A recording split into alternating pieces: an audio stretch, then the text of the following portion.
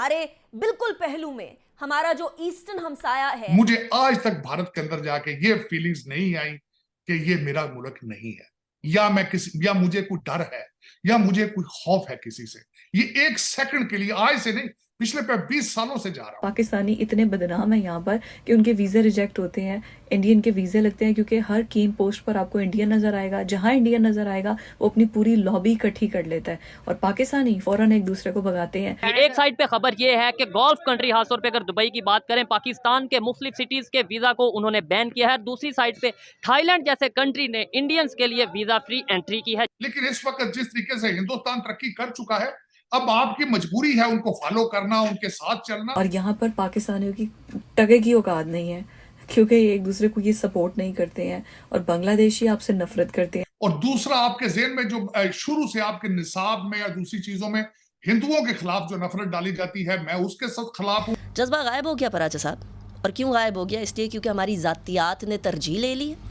उन्होंने कहा जी आप फिर लाइन में ना लगे, आप दूसरी साइड से गुजर जाएं, आप तो हमारे अपने बंदे हैं। तो मैं इतना प्यार देते हैं, जहाजों से लेकर एयरपोर्ट से लेकर, बिल्कुल अमेरिकन की उन्होंने तलाशी ले रहे थे, मुझे कहते हैं आप तो हमारे अपने, आप साइड से हट जाए। आप तो हम लोग जाती अनाओं के ऐसे गुलाम बने हैं कि उसके बाद हम लोगों ने मुल्क के बारे में सोचना ही छोड़ दिया। अब दिवाली का स्टार्ट होने वाला है, I am looking forward to celebrate. Indian यहाँ पर ज्यादा है और गोरे कम है, और ये एक दूसरे को इतना सपोर्ट करते हैं। 76 साल हमने नफरतें बेची हैं। आज अगर हम मोहब्बत की बात करेंगे, रिलेशन की बात करेंगे, तो पब्लिक ये कहेगी कि 76 साल आप क्यों हमें नफरतों के पीछे लगाए रखे थे। हेलो फ्रेंड्स, जय हिंद। हिंदुस्तान स्पेशल में आपका स्वागत है। दोस्तों, थाईलैंड सरकार ने अपने देश में आने के लिए भारतीय नागरिकों को एक बड़ा ऑफर दिया है। वह भारतीय नागरिक भी थाईलैंड जा सकेंगे जिनके पास वीजा नहीं है। थाईलैंड सरकार के टूरिज्म डिपार्टमेंट ने कहा है कि नवंबर 2023 से अगले साल के मई महीने तक भारतीय नागरिक उनके देश में बिना वीजा के यात्रा कर सकते हैं।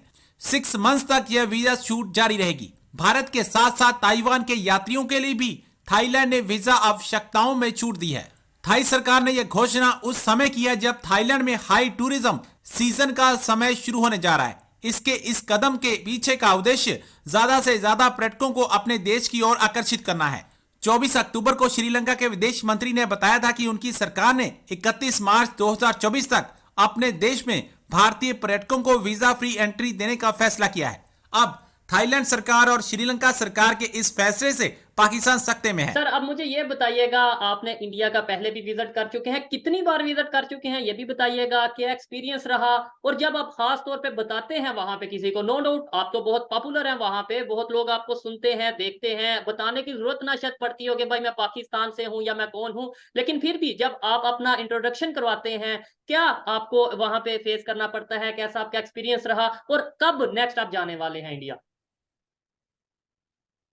तो सर, मैं नवंबर दिसंबर में मेरा प्रोग्राम है जाने का दोबारा। मैं यहाँ पे ये बताना चाहता हूँ, जो मेरे लिए एक मैटर ऑफ प्राइड है। सबसे पहले तो जब जब जब से मैं सोशल मीडिया पे ज्यादा मेरा आना जाना हुआ, उसके बाद मैं अभी तक नहीं गया, लेकिन उस पे आप देखें मुझे कितनी मोहब्बत मिलेगी वहां जाके, इसमें कोई शक नहीं है।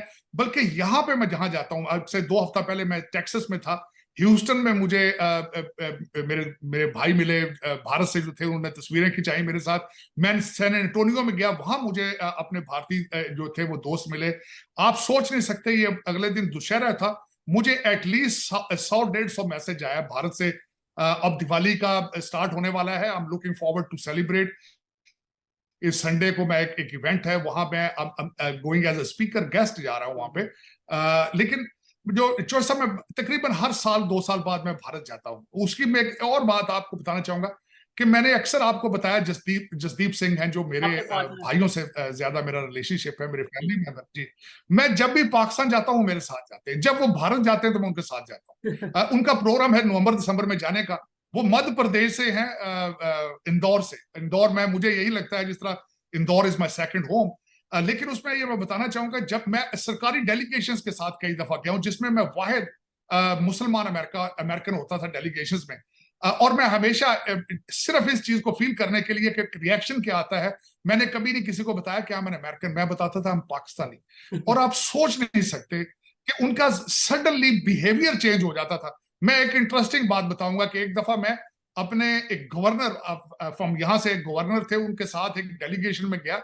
तो सारे अमेरिकन पूरे वफद जो था डेलीगेशन उसकी तलाशी ले रहे थे लोग। लेकिन मैं जब आया तो मैंने जो तलाशी लेने वाले थे मैंने अपनी जुबान में उनसे बात की। उन्होंने कहा जी आप फिर लाइन में ना लगे, आप दूसरी साइड से गुजर जाएं, आप तो हमारे अपने बंदे हैं।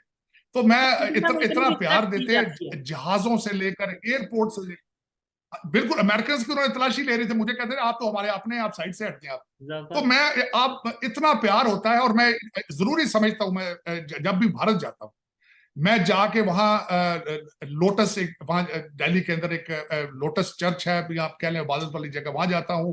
मैं लाजमी कोशिश करता हूं अजमेर शरीफ जाऊं, मैं हरमंदिर साहब लाजमी जाता हूं अमृतसर जाके, और मैं अक्सर मेरा बस सारी जगहों पे मैं जाता हूं, और मेरे दोस्त हैं मुझे बुलाते हैं, मैं खुशी के साथ जाता हूं। मैं हमेशा ये कहता हूं कि अगर आप किसी को दूसरे इंसान से प्यार करने की सलाहियत नहीं रखते तो आप अच्छे इंसान नहीं हो सकते, आप अच्छे मजहबी इंसान नहीं हो सकते। चाहे आप हिंदू हैं, मुसलमान हैं, सिख हैं, हर मजहब आपको प्यार का मैसेज देता है। तो उसमें कोशिश करनी चाहिए कि मजहब को पर्सनल मैटर रखना चाहिए, उसको किसी को चेक करने का पैमाना नहीं रखना चाहिए। मेरे ख्याल में हर मजहब दुनिया के अंदर जो है वो अच्छा मजहब है, अगर उसकी फिलॉसफी को समझने की कोशिश की जाए।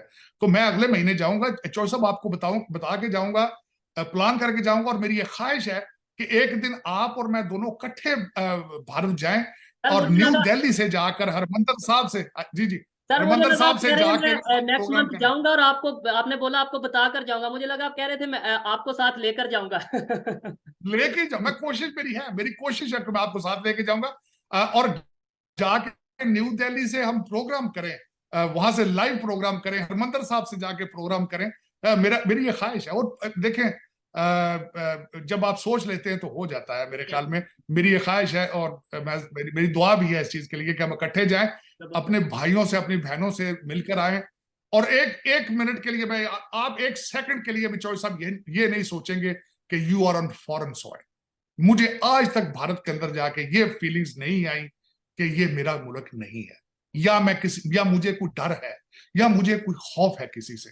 ये एक सेकंड के लिए, आज से नहीं, पिछले 20 सालों से जा रहा हूं, एक दफा भी किसी दिन मुझे ये एहसास हुआ हो कि यार मुझे डर है यहाँ पे, मुझे कोई पकड़ ना ले, मुझे कोई रोक ना ले, मुझे आज तक एहसास नहीं। एयरपोर्टों से जाता रहा हूँ, गाड़ियों में घूमता रहा हूँ, अभी भी जाता हूँ। मेरे साथ जसदीप होते हैं, खैर उसको भी खैर क्या, उसने, हम दोनों अकेले पैदल घूमते रहते हैं, बसों पे घूमते रहते हैं, लेकिन आई एंजॉय। मेरा ये एक और ख्वाहिश है चौधरी साहब कि मैं गाड़ी लेकर रेंट करके वो सारे भारत को जाके हर शहर से गुजरूं। और दूसरी एक और बात बताऊं आपको, मेरा जो लास्ट नेम है वो एक तहसील है बिहार के अंदर, और वो उस तहसील से मेरा लास्ट नेम जो तारड़ है, वो सारे वहां पे हिंदू हैं, मुझे सारे अंकल कहते हैं। मुझे उन्होंने भी वादा किया है कि मुझे बुलाएंगे किसी वक्त, अपने किसी इवेंट पर मैं जाऊंगा, उनसे भी मिलूंगा।